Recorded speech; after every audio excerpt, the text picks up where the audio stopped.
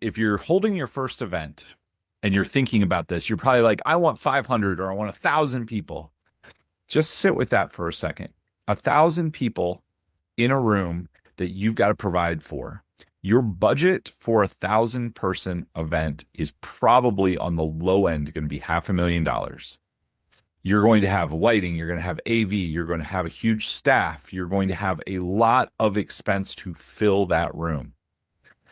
And I know everyone's got this picture. It's like that backlit picture of Tony Robbins with the huge stage. You're also going to sell less people. Conversion starts to fall off. We've tested this across hundreds of events. Conversion starts to fall off around 50 to 75 people. And I'm going to give you the why for this.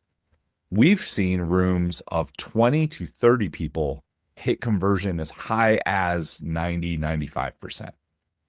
Because you can talk to each person in the room. You can know a little bit about them. We're really big on sending out surveys and incentivizing surveys before they get to the event. If you have 25 or 30 people, you can know a little bit about each person.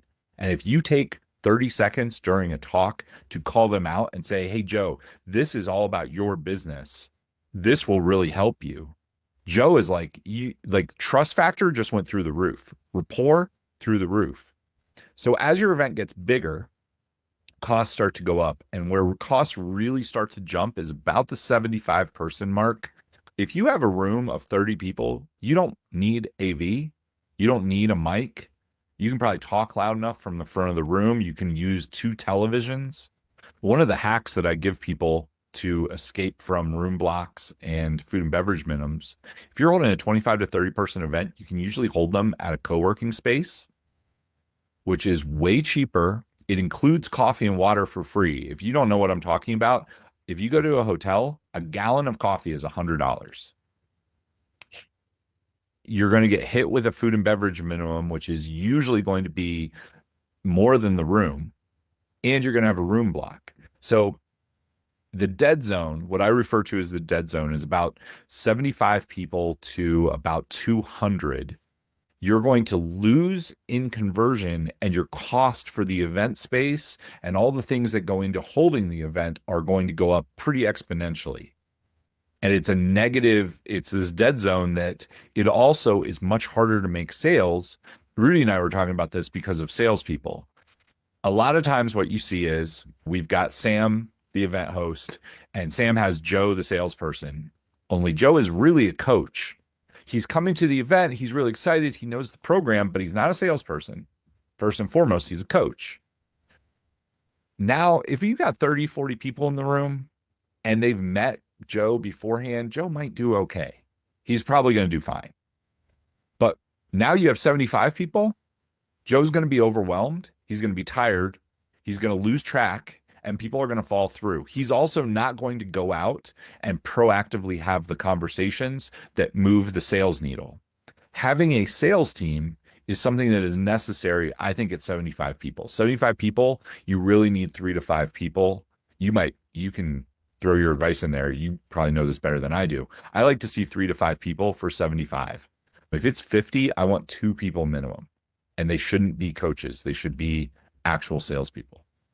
Yeah, Steve, I'll speak to that. We do a general rule of thumb about 1 person to every 25 participants. So it's right around exactly what you're saying. 50 people would be 2, above 50 would be 3, right? So every 25, every time you go above a 25, you add 1 more.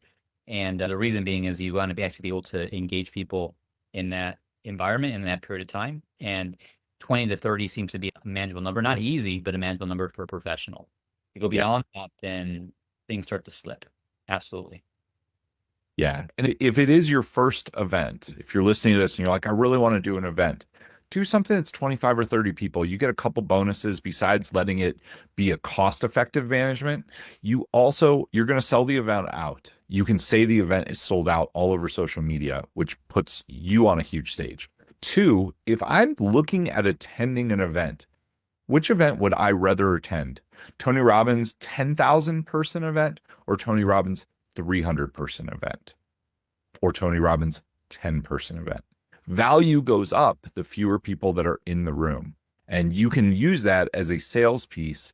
You're going to do you're going to knock it out of the park by filling the room, and then you're going to convert way better, which at the end of the day, if you're at, I would say 2 to 3 million in total sales for your business, you can add, if you have 30 people and you sell 20 of them, you're doing like, you can replicate that event and then build to a bigger event. If you try to hold a bigger event first and it doesn't go well, you're going to cripple yourself. You're going to, one, cost is going to be a lot, but two, mentally, you're going to be upset.